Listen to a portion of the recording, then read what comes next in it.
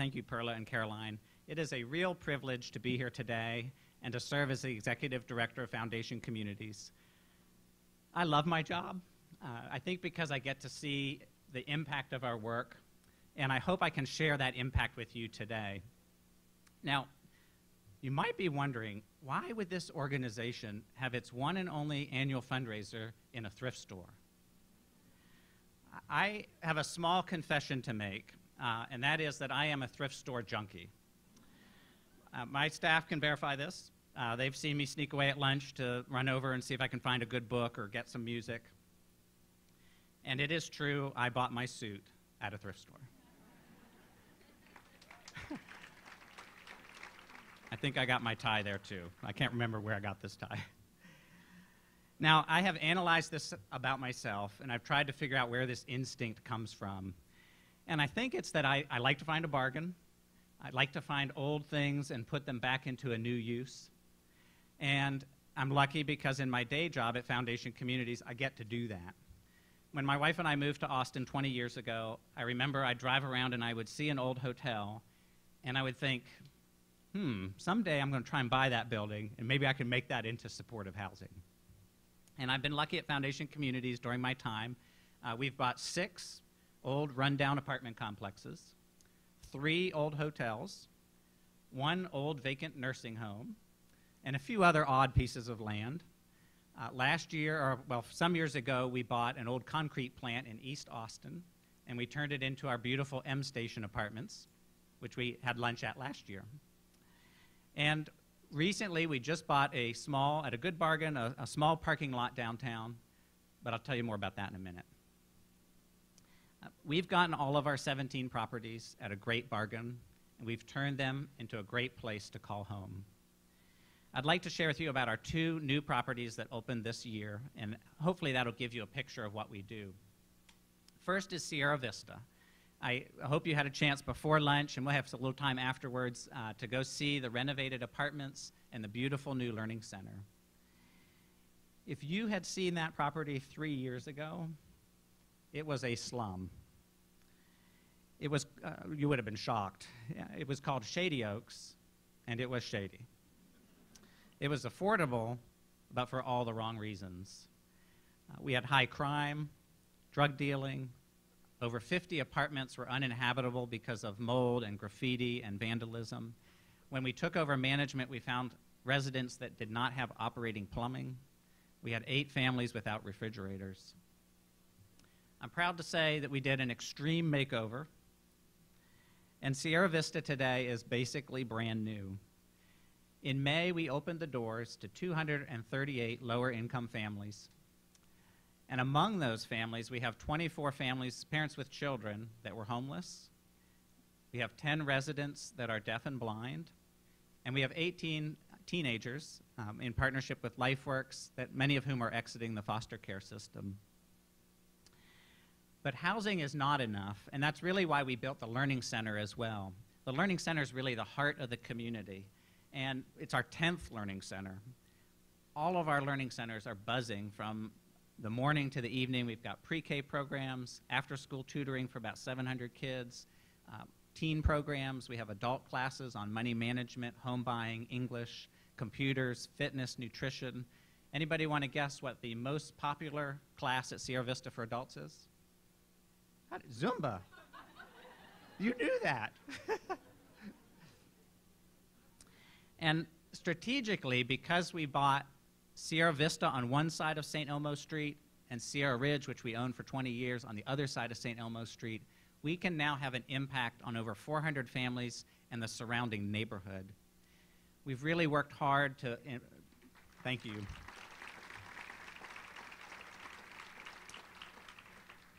We've worked hard to create educational programs for families from cradle to college. And it's worth repeating what Caroline said. We've been able to work with the kids. We make up over half of the enrollment at St. Elmo Elementary, and we're proud that it's exemplary rated.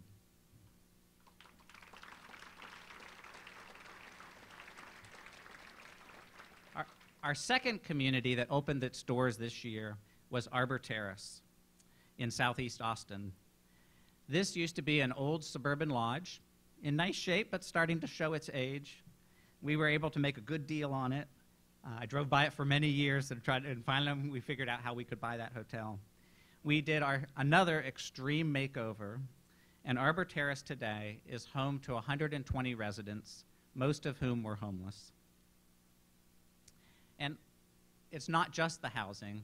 Arbor Terrace is not just a nice place to live, but we also have a whole social service team that offices on site, really works with our residents to help them overcome challenges with addiction, with mental health and physical health issues, and employment barriers.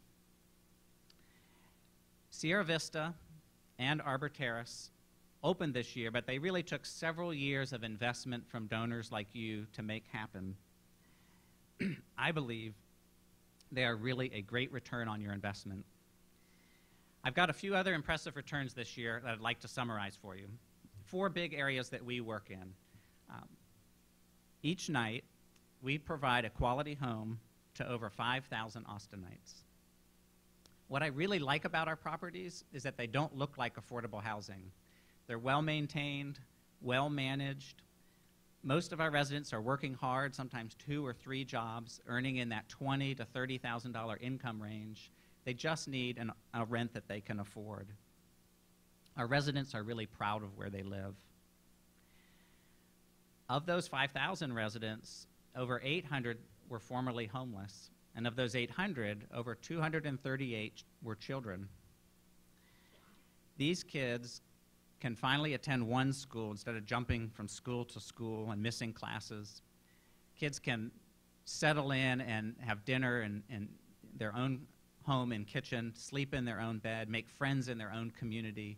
These are kids that are really able now to thrive.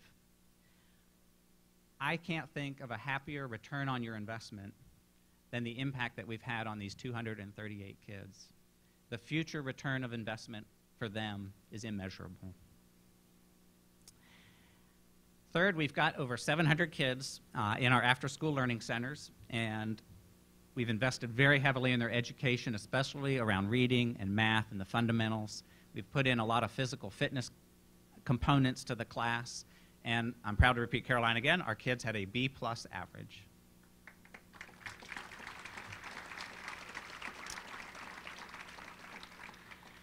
And finally, this year, we've helped over 17,000 families do their income taxes for free, saving over $28 million in refunds for those families. We helped thousands more with financial coaching, college financial aid planning. We even had a small group of donors that funded this year a Fresh Start loan so that we could help some of our coaching clients get out of the trap of a payday loan with a 400% interest rate and retire that.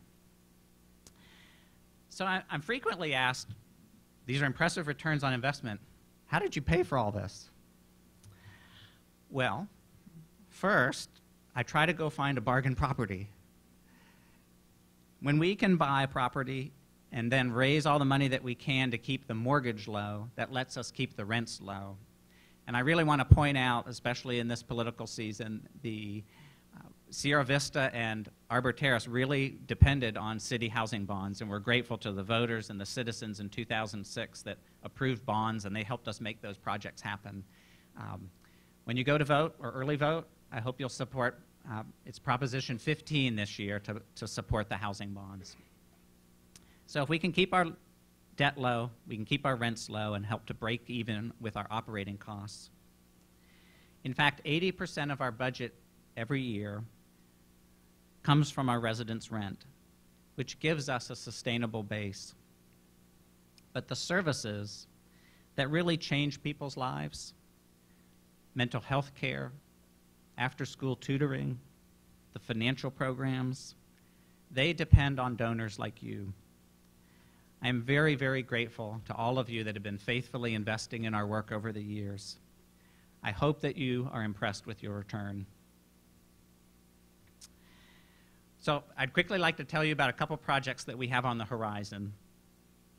We know that our model of housing really works, and as Austin keeps growing, we're trying to figure out how do we keep growing.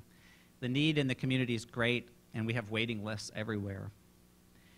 That's why I'm excited to announce that I found this bargain little parking lot very close to the Capitol. It was a good deal because it had parking and height restrictions, but it works for us. We can fit our project there. Next spring, we break ground on Capitol Studios, the first affordable housing in downtown Austin in 45 years.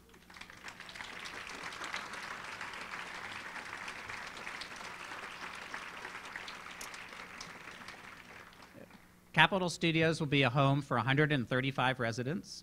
Some of the apartments are reserved for musicians and artists. Most of them are reserved for low-wage workers. Some of them are reserved for folks that are chronically homeless and already downtown. We've built into the plan a little coffee shop on the corner. There's a bike share space. We're going to build it to the highest green standards. We couldn't dream of tackling a project like this if we didn't know that we had such a great base of support in Austin. So thank you.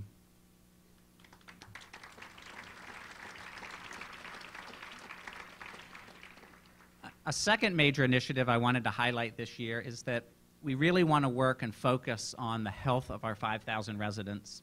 I'm excited because of a foundation grant. We've been able to hire a new director of health initiatives.